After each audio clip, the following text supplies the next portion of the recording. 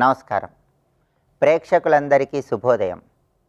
ఈ రోజు నుంచి దసరా శరన్నవరాత్రులు ప్రారంభమవుతున్నాయి. దసరా శరన్నవరాత్రుల సందర్భంగా విజయవాడ క్షేత్రంలో, శ్రీశైల క్షేత్రంలో అమ్మవారి అలంకారాల వైభవం ఏంటో, అమ్మవారి అనుగ్రహం కోసం ఈ దసరా శరన్నవరాత్రుల్లో ఏ ఏ నైవేద్యాలు సమర్పించాలో, ఎటువంటి మంత్రాలు జపించుకోవాలో, అమ్మవారి సంపూర్ణమైన అనుగ్రహం సులభంగా కలగటానికి దసరా శరన్నవరాత్రుల సందర్భంగా పాటించాల్సిన ముఖ్యమైన విధి విధానాలేంటో శక్తి శుభయోగం అనే శీర్షికన పరిశీలిద్దాం. ఈరోజు దసరా శరన్నవరాత్రుల్లో మొట్టమొదటి రోజు విజయవాడ క్షేత్రంలో జగన్మాత బాలా త్రిపుర సుందరీదేవి అలంకారంలో, శ్రీశైలం క్షేత్రంలో శైలపుత్రి అలంకారంలో భక్తులందరికీ దర్శనమిస్తుంది. బాలా త్రిపుర సుందరీదేవి అలంకార వైభవాన్ని మనం పరిశీలించినట్లయితే, భండాసురుడనే పేరు కలిగిన రాక్షసుడితో లలితా అమ్మవారు యుద్ధం చేస్తున్నప్పుడు ఆ రాక్షసుడికి ఉన్నటువంటి 30 మంది కుమారులను సంహరించటానికి లలితా అమ్మవారి హృదయం నుంచి 9 సంవత్సరాలు ఉన్నటువంటి బాలికగా వరద అభయహస్తాలను కలిగి ఉండి బాలా త్రిపుర సుందరీదేవి ఆవిర్భవించింది. లలితా అమ్మవారి సంపూర్ణమైన అనుగ్రహం కలగాలన్నా, శ్రీచక్రార్చన ద్వారా విశేషమైన శుభ ఫలితాలు సిద్ధింపజేసుకోవాలన్నా ముందుగా బాలాదేవిని అర్చన చేయాలి. బాలా త్రిపుర సుందరీదేవి సంపూర్ణమైన అనుగ్రహం కలగటానికి శరన్నవరాత్రుల్లో మొట్టమొదటి రోజు సందర్భంగా అమ్మవారికి బెల్లం పొంగలి నైవేద్యంగా సమర్పించాలి. బాలా త్రిపుర సుందరీదేవి సంపూర్ణమైన అనుగ్రహం కలగటానికి లలితా సహస్రనామాల్లో చెప్పబడిన భండపుత్ర వధోద్యుక్త బాలా విక్రమ నందిత ఈ మంత్రాన్ని స్మరించుకుంటూ ఇంట్లో దీపారాధన చేయటం, బాలా త్రిపుర సుందరి అమ్మవారికి బెల్లం పొంగలి నైవేద్యంగా సమర్పించడం ద్వారా అమ్మవారి సంపూర్ణమైన అనుగ్రహానికి సులభంగా పాత్రలు కావచ్చు.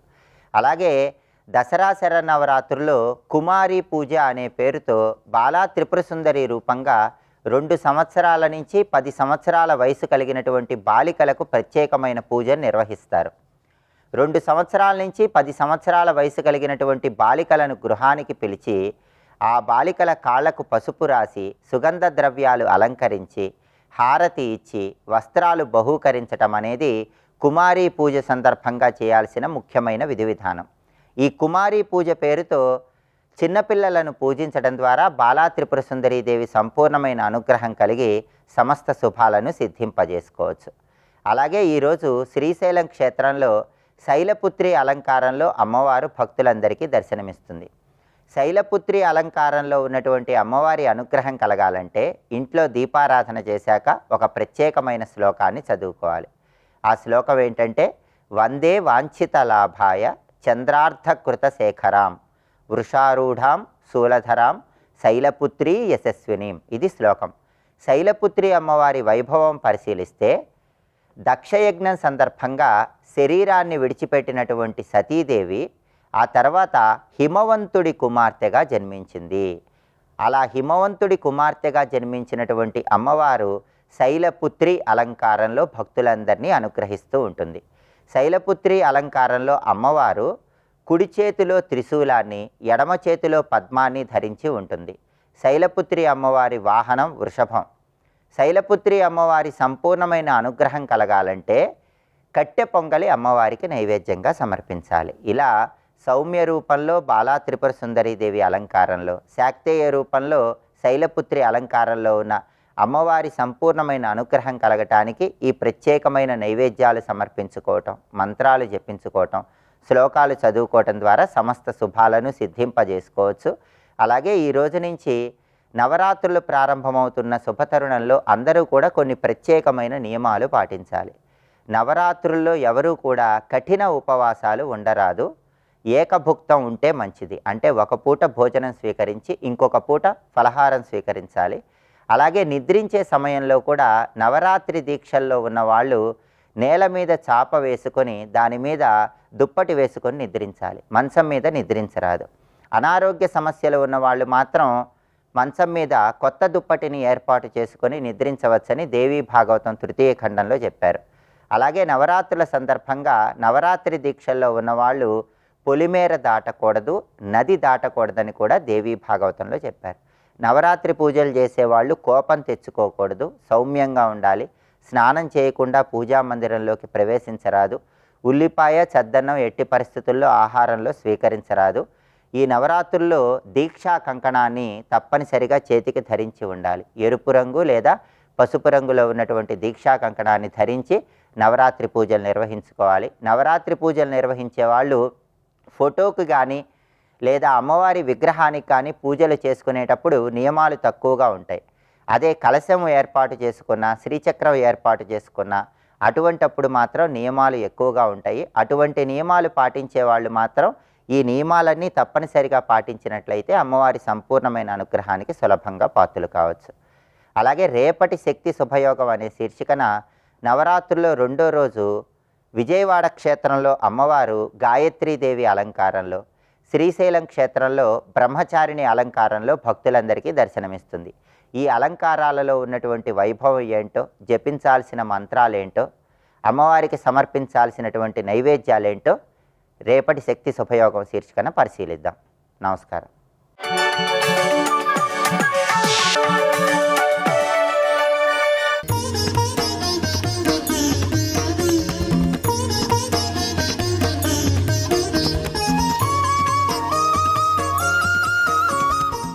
నమో దివ్యై మహాదేవ్యై శివాయై సతతం నమః. నమః ప్రకృత్యై భద్రాయై నియతాః ప్రణతాస్మతాం. ఆశ్వయుజమాస శుక్లపక్ష పాడ్యము నుంచి నవరాత్రులు శరన్నవరాత్రులు అని ప్రసిద్ధి వహించింది. ఈ శరన్నవరాత్రులు ఒక నిత్య నైమిత్తిక కర్మగానే శాస్త్రాలు వర్ణిస్తున్నాయి. అంటే అర్థం ఏంటంటే ఇది కామ్యకర్మగా ఎవరో కొంతమంది చేసుకోవాలని కాకుండా ప్రతివారు ఆచరించాలి అని ఈ నవరాత్రుల గురించి చెప్తున్నారు. మొత్తం 9 రోజులు దీక్షగా అమ్మవారిని ఆరాధించడం ఒకటి, అది సాధ్యం కానప్పుడు మూలా నక్షత్రం నుంచి నవమి వరకు చేయడం ఒకటి, అది కూడా కుదరకపోతే అష్టమి నవమిన ఆరాధన చేయాలి, లేదా నవమి నాడైనా పూజ చేయాలి అని చెప్తున్నారు. ఇలాంటి శరన్నవరాత్రుల్లో దేవి ఆరాధన ముఖ్యమైన అంశం. దేవి అనగానే ఈ దేవి అనేక రూపాలతో ఆరాధింపబడుతున్నది, అనేక అవతారాలుగా కూడా కొలుచుకుంటూ ఉంటారు.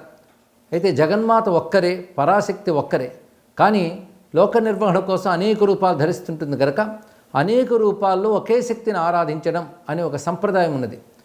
కొందరు దుర్గా, లక్ష్మీ, సరస్వతి అని త్రిశక్త్యాత్మకంగా అమ్మవారిని ఆరాధించడం కనబడితే, మరికొన్న చోట్ల దుర్గా సప్తశతి లేదా దేవీ మహాత్మ్యం ఆధారంగా మహాకాళి, మహాలక్ష్మి, మహాసరస్వతి స్వరూపాలను ఆరాధన చేస్తారు. ఇవి సంప్రదాయబద్ధంగా చేసే కొన్ని పద్ధతులు.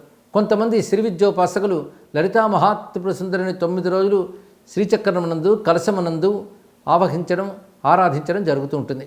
అయితే మన తెలుగునాట అనేక ప్రసిద్ధి చెందిన ఆలయాల్లో అమ్మవారిని ఆరాధన చేస్తూ రోజుకొక స్వరూపంగా అమ్మవారి రూపాన్ని అలంకరించి ఆరాధించడం కనబడుతుంటుంది.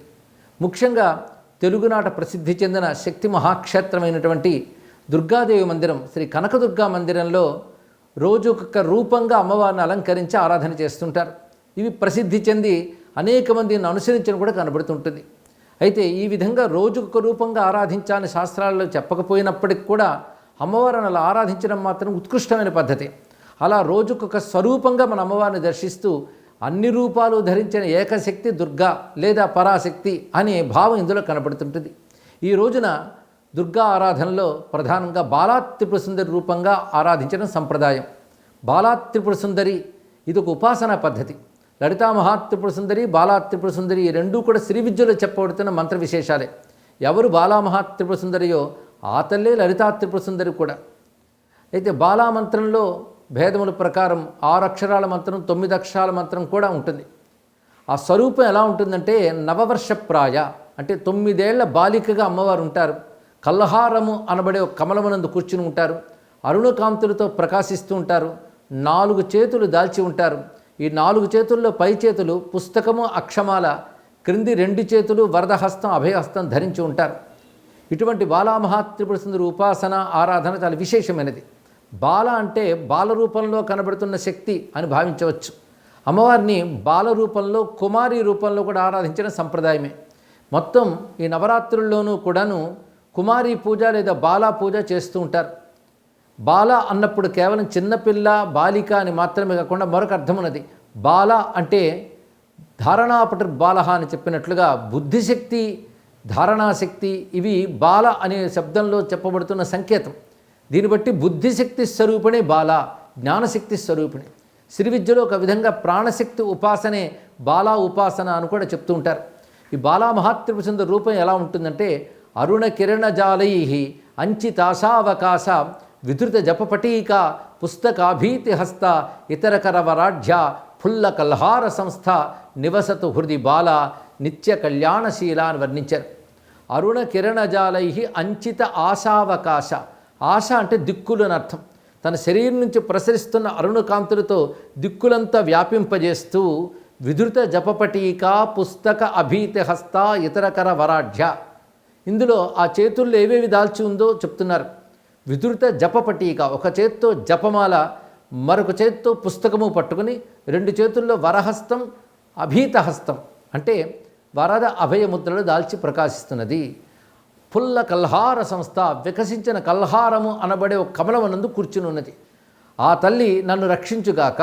నివసతు హృదిబాల నిత్య కళ్యాణశీల, ఎల్లవేళలా మంగళ స్వభావం కలిగిన ఆ తల్లి నా హృదయంలో నివసించుగాక అని ధ్యానించి అమ్మవారిని ఆరాధన చేస్తారు. బాలా త్రిపుర సుందరి మంత్రము వగేరా తెలియకపోయినప్పటికి కూడా బాలా త్రిపుర సుందరి నామమే చాలా విశేషమైనటువంటిది.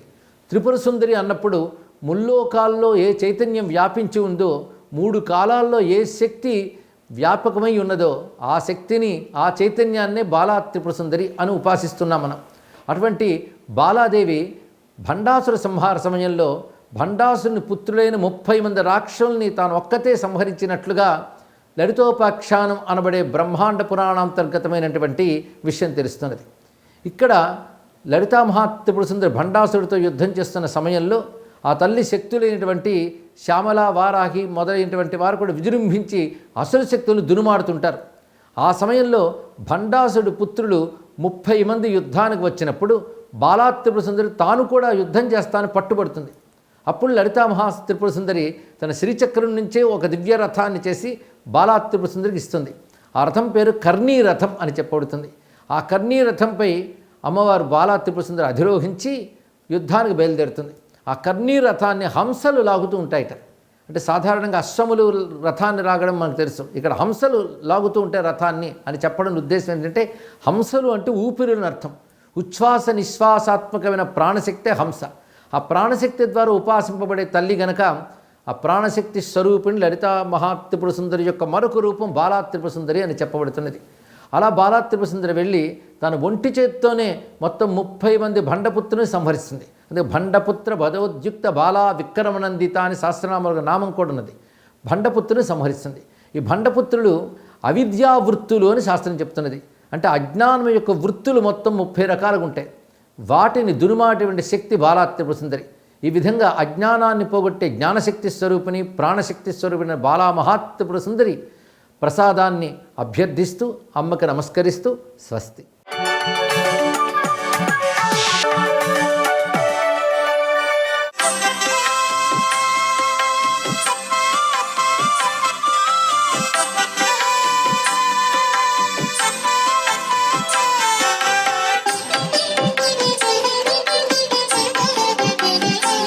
సర్వమంగళమాంగళ్యే శివే సర్వార్థసాధికే శరణ్యే త్ర్యంబకే దేవి నారాయణి నమోస్తుతే.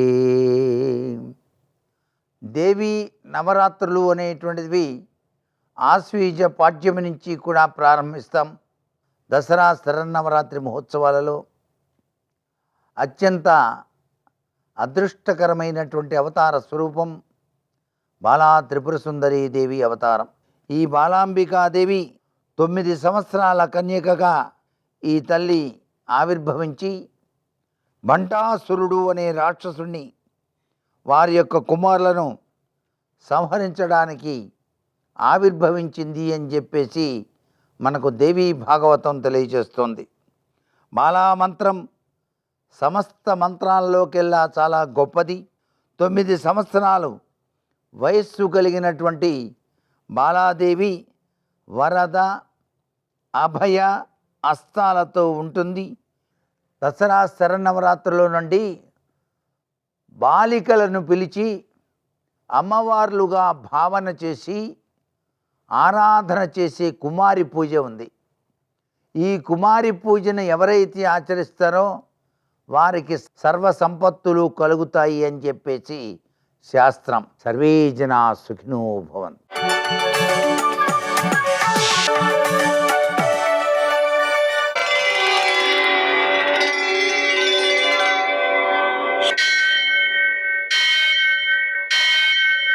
సహస్రశీరుషం దేవం విశ్వాక్షం విశ్వశంభువం విశ్వం నారాయణం దేవమక్షరం పరమం పదం విశ్వతః పరమాం నిత్యం విశ్వం నారాయణగుం హరిం విశ్వమేవేదం పురుషస్తద్విశ్వముపజీవతి పతిం విశ్వస్యాత్మేశ్వరం శాశ్వతం శివమచ్యుతం నారాయణం మహాజ్ఞేయం విశ్వాత్మానం పరాయణం.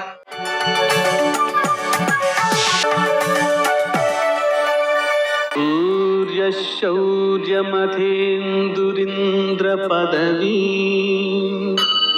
సన్మంగళం మంగళం. అరుణకిరణజాలైరంచితా శావకాశా విధృతజపవటీకా పుస్తకాభీతిహస్తా ఇతరవరకరాఢ్యా ఫుల్లకల్హార సంస్థా నివసతు హృతి బాలా నిత్యకళ్యాణశీలా. నేటి కాలమాన విశేషాలను గమనిద్దాం.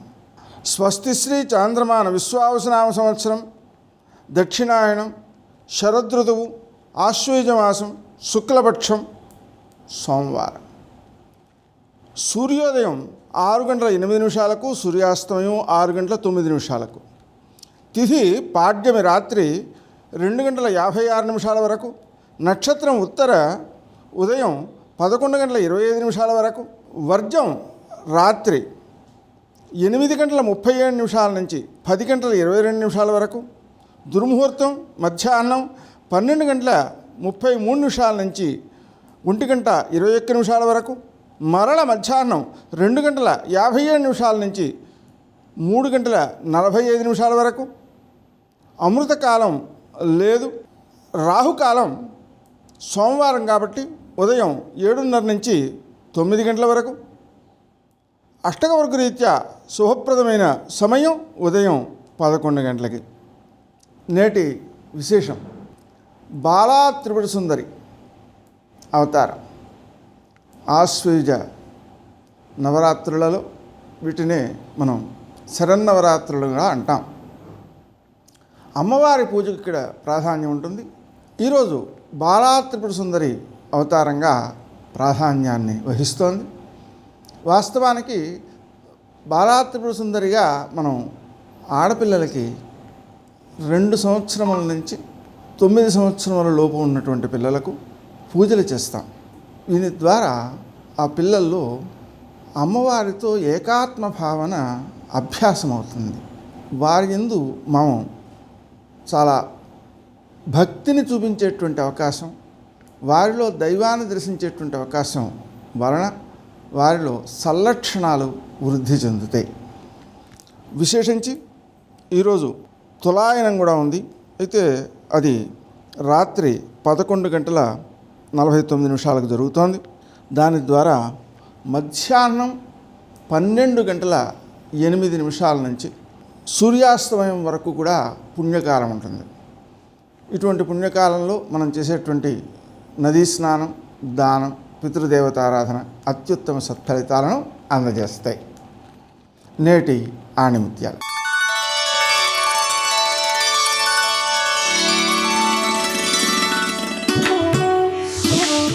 విజేతగా నిలవాలంటే ఎవరినూ ఓడించడం కాదు, నిన్ను నువ్వు గెలవాలి.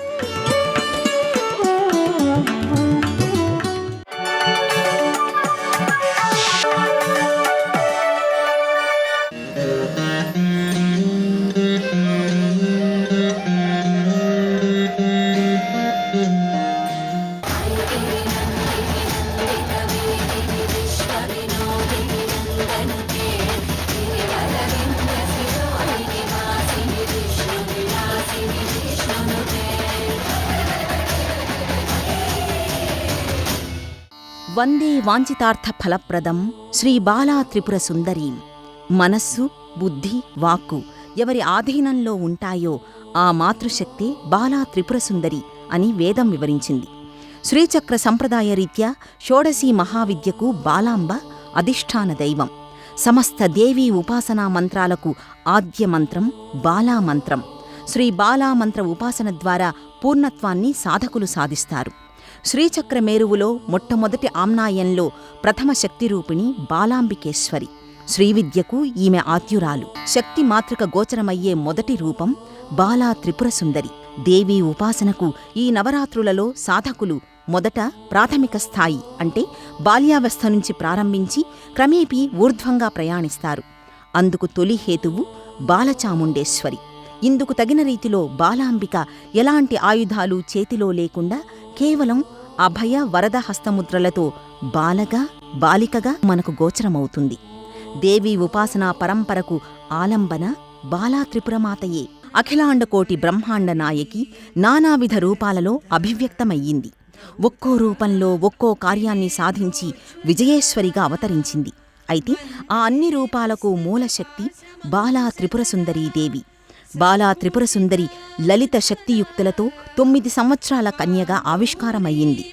భండాసురుడు అనే రాక్షసుణ్ణి, ఆ రాక్షస అనుచరగణాన్ని వధించడానికి బాలా త్రిపురసుందరి ఆవిర్భావమయ్యింది. భండపుత్ర వధోద్యుక్త బాలా విక్రమనందిత అంటూ లలితా సహస్రనామ స్తోత్రం బాలా త్రిపురను అభివర్ణించింది. లలిత త్రిశతి పారాయణం చేయగలిగితే కార్యసిద్ధి, లలిత సహస్రనామ పారాయణం చేస్తే కుటుంబ శాంతి ఏర్పడుతాయి.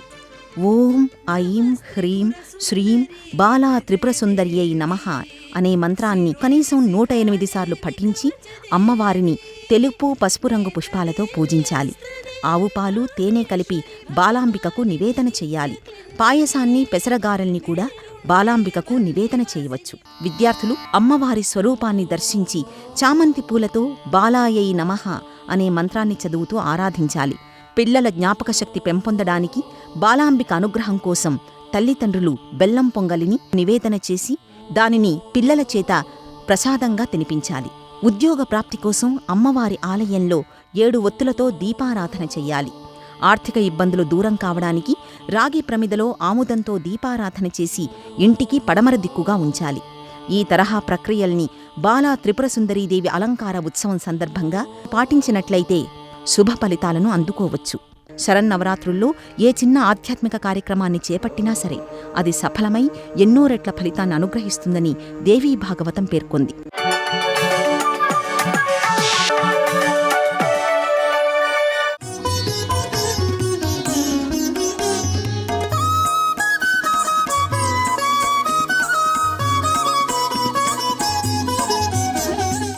ఆపదామపహర్తారం దాతారం సర్వసంపదాం లోకాభిరామం శ్రీరామం భూయో భూయో నమామ్యహం. శంకరాచార్యుల వారు సాక్షాత్తుగా పరమశివుడే. వారి గురించి చెప్తూ ఒక మాట అంటారు, ముక్త్వా మౌనం వటవిటపినో మూలతో నిష్పతంతి శంభోర్మూర్తిశ్చరతి భువనే శంకరాచార్య రూప అంటారు. శం భావయతి ఉత్పాదయతి. అసలు సుఖమనేటటువంటిది, ఆ శాశ్వతమైనటువంటి ఆనందం అనేటటువంటిది మనిషి యొక్క ఏ హృదయ స్థానము నుండి ఉద్భుతమవుతుందో, ఎక్కడ ప్రారంభమవుతుందో ఆ ప్రారంభ స్థానమే శంభుమూర్తి. అటువంటి శంభుమూర్తి ఒకానొకప్పుడు కైలాస పర్వతం మీద వటవృక్షం కింద మౌనవ్యాఖ్యా ప్రకటిత పరబ్రహ్మతత్వం యువానం వర్షిష్టాంతే వసదృషిగణైరావృతం బ్రహ్మనిష్టై ఆచార్యేంద్రం కరకలిత చిన్ముద్రమానందరూపం స్వాత్మారామం ముదితవదనం దక్షిణామూర్తిమీడే అని ఆయన కేవలముగా చిన్ముద్ర పట్టి నోటితో ఏదీ మాట్లాడకుండా మౌన వ్యాఖ్య ద్వారా తన చుట్టూ పరివేష్టించి ఉన్నటువంటి సనకసనందనాదులందరికీ కూడా బ్రహ్మ విద్యని కటాక్షించాడు. ఆయన దగ్గర మౌన వ్యాఖ్య ద్వారా విజ్ఞానమును పొందినటువంటి మహాపురుషులు ఇక పునరావృత్తిని పొందవలసిన అవసరం లేనటువంటి స్థితిని పొందారు. కానీ కలియుగంలో అందరూ అలా మౌన వ్యాఖ్యని అర్థం చేసుకోలేరని ముక్త్వా మౌనం వటవిటపినో మూలతో నిష్పతంతి శంభోర్మూర్తిశ్చరతి భువనే శంకరాచార్య రూప. ఆ వటవృక్షం మీద కూర్చున్నటువంటి స్వామి ఆ మౌనాన్ని విడిచిపెట్టేసి తాను మాట్లాడడం మొదలుపెట్టి కూర్చున్నవాడు లేచి భారతదేశం అంతటా కూడా 4 చెరగుల పర్యటన చేయడం ప్రారంభం చేశాడు.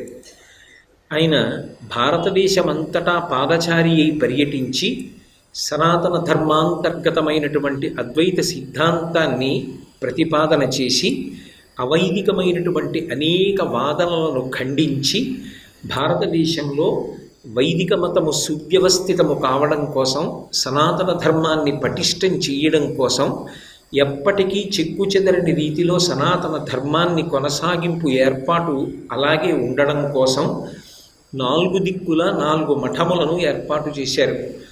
ఆయన అలా ఏర్పాటు చేసి ఆ పీఠములకు పరంపరాగతంగా పీఠాధిపతులు ఉండేటటువంటి వ్యవస్థని కల్పించి దాని ద్వారా ధర్మ ప్రచారము, ధర్మ స్థాపనము, ధర్మ నిర్వహణ కొనసాగేటట్టుగా శాశ్వతమైనటువంటి స్థితిని కల్పించినటువంటి మహాపురుషులు. శంకరుల లాంటి మహాకవి లోకంలో కనపడరు. అంత అద్భుతమైనటువంటి రచనలు చేశారు. శరీరంతో ఉన్నది కేవలం 32 సంవత్సరాలే అయినప్పటికీ వారు సాధించినటువంటి ఆ కృషి, వారు సాధించినటువంటి ఫలితాలు అసలు లోకంలో ఎవరు సాధిద్దామనేటటువంటి సంకల్పం చేయడం కూడా సాధ్యం కాదేమో అనిపిస్తుంది. అంత అనితర సాధ్యమైనటువంటి కార్యక్రమాలను నిర్వహించారు. ప్రస్థానత్రయానికి భాష్యం ఇవ్వడంతో పాటుగా అనేకమైనటువంటి భక్తి స్తోత్రములను రచించారు. శివానందలహరినిచ్చారు, సౌందర్యలహరినిచ్చారు. కైలాస పర్వతం మీదకి వెళ్ళి 5 లింగములను తీసుకొచ్చి ఈ భూమి మీద ప్రతిష్ఠించారు. పార్వతీదేవి అనుగ్రహంతో సౌందర్యలహరి భూలోకమనందు ప్రవర్తించడానికి, భూలోకమనందు ప్రచారం జరగడానికి అవకాశం కల్పించారు. ఎందరినో ఉద్ధరించారు, మఠస్థాపన చేశారు, పీఠస్థాపన చేశారు. సన్యాస వ్యవస్థనంతటినీ కూడా సంస్కరించి దశనామి సన్యాస వ్యవస్థ అనపడేటటువంటి రీతిలో ఆ సన్యాస వ్యవస్థనంతటినీ కూడా సంస్కరించారు. వారు చెయ్యనటువంటి ప్రయోగం లేదు, వారు సాధించినటువంటి విజయం లేదు. అందుకే శంకరుల విషయంలో ఎప్పుడూ ఒక మాట అంటారు, జై జై శంకర, హరహర శంకర. శంకర భగవత్పాదుల జీవితంలో జయం తప్ప అపజయం అన్న మాట వారికి తెలియదు. హరహర శంకర. శంకర భగవత్పాదులకి నమస్కరించినంత మాత్రం చేత, వారిని స్మరించినంత మాత్రం చేత పాపరాశి ధ్వంసమైపోతుంది.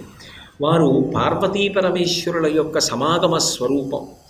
కదలకుండా కూర్చుని తనలో తాను రమించేటటువంటి స్వభావం ఉన్నవాడు శంకరుడు. అంతటా నిండి ఉన్నటువంటి ఆత్మస్వరూపంగా తనలో తానే రమిస్తూ ఉంటాడు. అందుకే స్థాణుహు అని పేరు ఆయనకి. అమ్మవారు అలా కాదు. అమ్మవారు అంటేనే కదలికలు. ఆమె శక్తి. శక్తి ఉంది అంటే కదలిక ఉంటుంది. శక్తి లేదనుకోండి, కదలిక ఉండదు. అంటే శంకరుడు శక్తి లేక కదలని వాడు కాడు, తనలో తాను రమిస్తూ ఉండేటటువంటి లక్షణం ఉన్నవాడు. అటువంటి పార్వతీ పరమేశ్వరుల యొక్క సమాగమ స్వరూపమే శంకర భగవత్పాదులు. ఎప్పుడు అహం బ్రహ్మాస్మి అని ఆయన పరబ్రహ్మస్వరూపంగా లోపల రమిస్తూ ఉంటారు.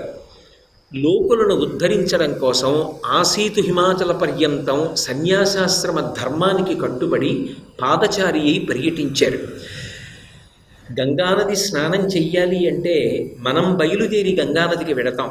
కానీ గంగానదే వచ్చి మన ఇంటి ముందు ప్రవహిస్తే ఎంత సౌలభ్యంగా ఉంటుందో, దాన్ని ఎంత ఆనుకూల్యత అన్న మాట చేత ఆవిష్కరిస్తారో, అలా శంకర భగవత్పాదులు కూడా ఆ అవతారంలో ఆయనే భారతదేశమంతటా పర్యటించారు. సర్వం శ్రీ ఉమామహేశ్వర పరబ్రహ్మార్పణమస్తు. స్వస్తి.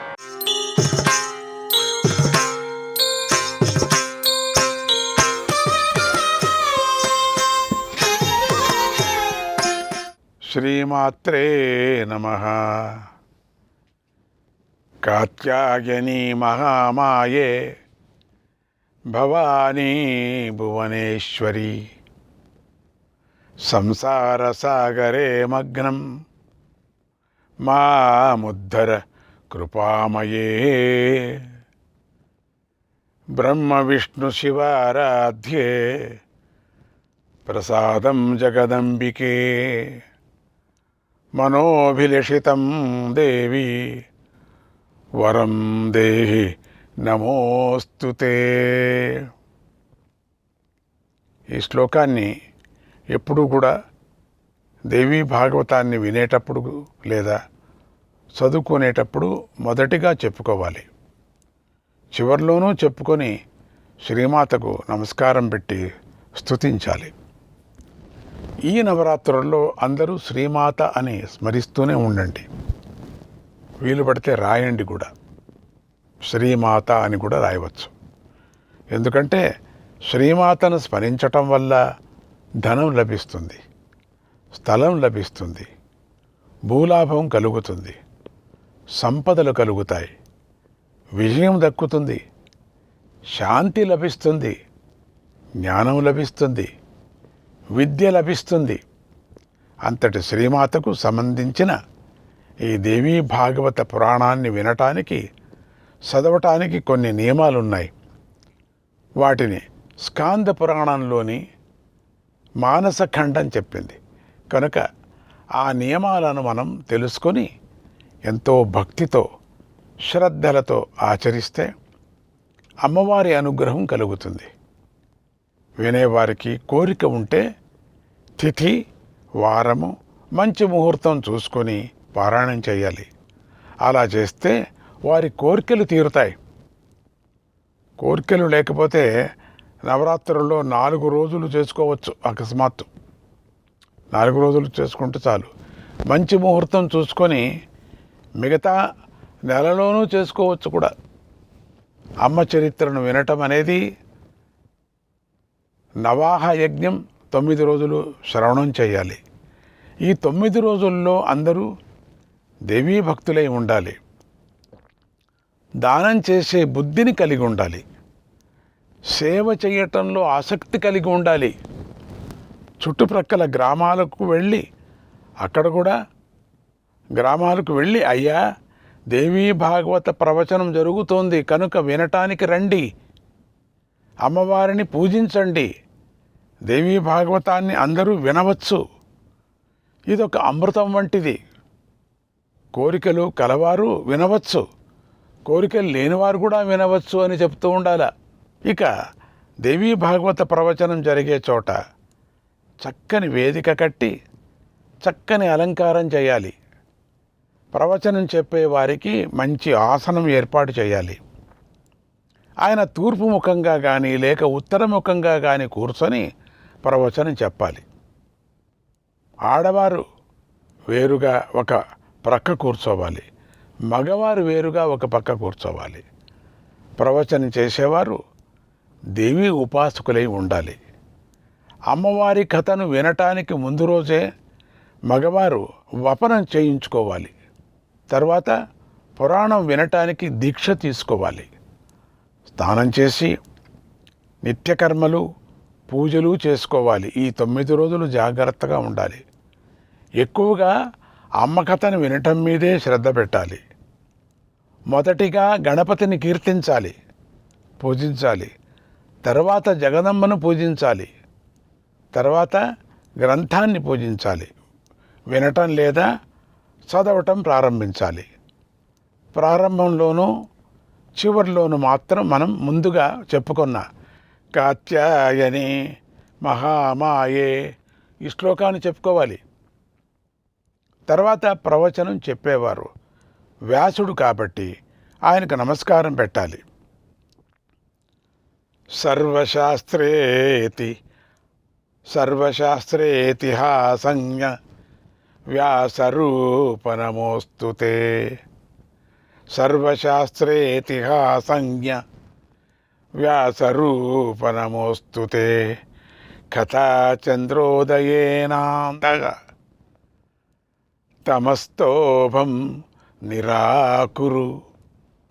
సర్వశాస్త్రాలు ఇతిహాసాలు తెలిసినవాడా వ్యాసరూప, కథ అనే చంద్రుణ్ణి ఉదయింపజేసి మా అంతరంగాల్లో ఉన్న చీకటిని తొలగించు అని ప్రార్థిస్తూ నమస్కారం పెట్టాలి. లౌకిక వ్యవహారాలన్నీ విడిచిపెట్టి అమ్మకథను శ్రద్ధగా శ్రవణం చేయాలి. అప్పుడే 4 పురుషార్థాలు లభిస్తాయి. ఈ 9 రోజులు కేవలం సాత్వికమైన ఆహారాన్నే తినాలి. అది కూడా చాలా స్వల్పంగానే తినాలి. ఒక పూట మాత్రమే భోజనం చేయాలి. ముఖ్యంగా ఈ 9 రోజులు అందరూ కఠినంగా బ్రహ్మచర్యం పాటిస్తూ నేల మీదే పడుకోవాలి. సత్యాన్నే మాట్లాడుతూ ఉండాలి. ఇంద్రియ నిగ్రహం కలిగి ఉండాలి. ఈ నవరాత్రుల్లో తినకూడని పదార్థాలు కొన్ని ఉన్నాయి, కొన్ని కాయగూరలు ఉన్నాయి. వాటిని తెలుసుకొని ఆరోగ్యాన్ని దృష్టిలో ఉంచుకొని, ఇంద్రియ నిగ్రహాన్ని దృష్టిలో ఉంచుకొని విడిచిపెట్టాలి. మంచివారిని తిట్టకూడదు. వీలైనంత వరకు అందరూ మౌనం పాటిస్తూనే మంచిది. మౌనమే పాటించాల. చక్కని గుణాలు కలిగి చక్కగా నడుచుకోవాలి. పవిత్రంగా ఉండాలి. దయ కలిగి ఉండాలి. మితంగా మాట్లాడాలి.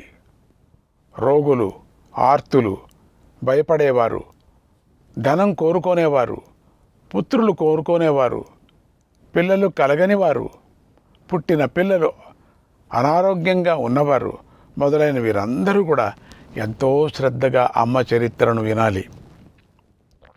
అప్పుడే వారికి ఫలం లభిస్తుంది. పెళ్లి చేసుకోకుండా అలాగే ఉండిపోయిన వారికి కూడా అమ్మ చరిత్రను వింటే కోరింది దక్కుతుంది. 4 పురుషార్థాలు దక్కుతాయి. ఖండితం వాళ్ళకి దక్కుతుంది. ఈ 9 రోజులు 9 యజ్ఞ దినాలతో సమానము. కనుక ఈ 9 రోజులలో చేసిన దానాలకు, హోమాలకు, జపాలకు అనంత ఫలం లభిస్తుంది. ఫలాన్ని మనం అమ్మవారికి సమర్పించాలి. కృష్ణార్పణం అమ్మవారికి సమర్పించాలి. అప్పుడే కోరిన కోరిక తీరుతుంది. ఏ కోరిక లేకోకుండా అమ్మతత్వాన్ని విన్నవారికి ముక్తి లభిస్తుంది. కుమారీ పూజకు, బ్రహ్మభోజనానికి, అన్నదానానికి సేవ చేసుకోవాలి. ఈ రోజులలో గాయత్రీ సహస్రనామాన్ని పఠించాలి. చివరిలో సకల దోషాలు పరిహారం కావటం కోసం విష్ణు సహస్రనామాన్ని పఠించాలి. యస్య స్మృత్యాచ నామోఖ్య తపోయజ్ఞ క్రియాదిషు న్యూనం సంపూర్ణతాం యాతి తస్మాద్విష్ణోంచ కీర్తయేత్. విష్ణుమూర్తిని స్మరిస్తే తపస్సులలో, యజ్ఞము మొదలైన వాటిలలో తెలిసి తెలియకుండా చేసిన లోటుపాట్లు, దోషాలు తొలగిపోతాయి. ఆ కార్యం పూర్ణమవుతుంది. దేవీ భాగవతమంతా గాయత్రీదేవియే కనుక చివరి రోజున చండీ హోమము, గాయత్రీ హోమం కూడా చేయాలి. తర్వాత అమ్మ కథ చెప్పిన వారికి యథాశక్తిగా భూమిని ఇవ్వాలి, బంగారాన్ని ఇవ్వాలి, వస్త్రాలు, ఆభరణాలను ఇచ్చి సంతోషపెట్టాలి. గురువు చెబుతున్నప్పుడు ఆయన కన్నా ఎత్తైన మంచి ఆసనంలో కూర్చొని గర్వంగా అమ్మ చరిత్రను వినకూడదు. అలా చేసినవాడు మరుజన్మంలో కాకి అయి పుడతాడు. అమ్మ కథ చెబుతున్న వారికి నమస్కారం పెట్టకుండా వచ్చి కూర్చున్న, పడుకొని విన్న, విఘ్నాలు కలిగించిన, శ్రద్ధగా వినకపోయినా ఘోర పాపం చుట్టుకుంటుంది. అమ్మ కథ చెప్పేవాడిని గౌరవించాలి, పూజించాలి. ఆయన చెబుతున్న అమ్మ చరిత్రను భక్తి శ్రద్ధలతో వినాలి. ఆయనకు శక్తి కొద్దీ పండు ఇవ్వాలి, ధనాన్ని ఇవ్వాలి. అలా పూజించి సత్కరించిన వారికి వైకుంఠలోకం దక్కుతుంది అని ఈ నియమాలను స్కాంద పురాణం చెప్పింది. కనుక వీటిని పాటించండి. మీ అందరికీ దుర్గా పరమేశ్వరి యొక్క కృప కలుగుగాక అని ఆశీర్వదిస్తూ శ్రీమాత్రే నమః. శంకర జయ గౌరీ శంకర జయ రక్షిసు దేవి రవిశత బాసే రక్షిసు దేవి రవిశత బాసే గౌరీ శంకర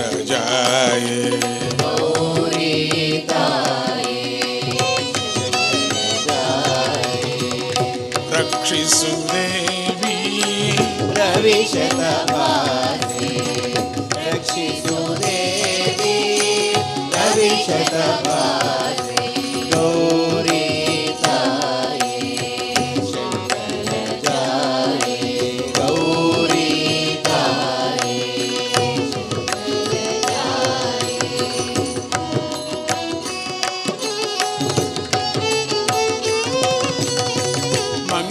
मंगलमूर्ते वरकत शोभे वरकत शोभे सज्जन पोषिणि दोचन वर्धिनि सज्जन पोषिणि दुर्जन वर्धिनि गौरी ताई शंकर जाय गौरी ताई शंकर जाई रक्षिसु देवी रविशतवासी रक्षिसु देवी रविशतवासी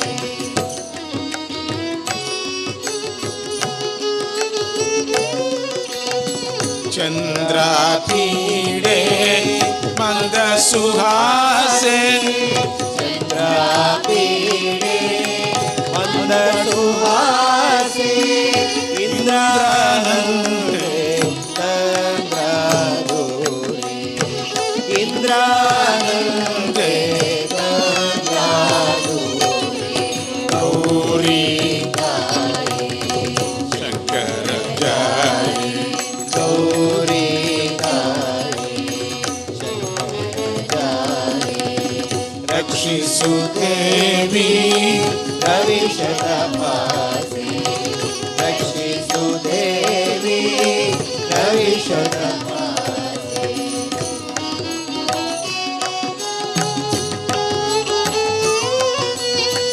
गणपति जननी ज्ञान विधात्री गणपति जननी ज्ञान विधात्री भव भयहारी भजन संतोषिणी भव भयहारिणि भजन संतोषिणि गौरी ताई शंकर जाई गौरी ताये शंकर जाय रक्षिसु देवी रविशतवासी रक्षिसु देवी रविशतवासी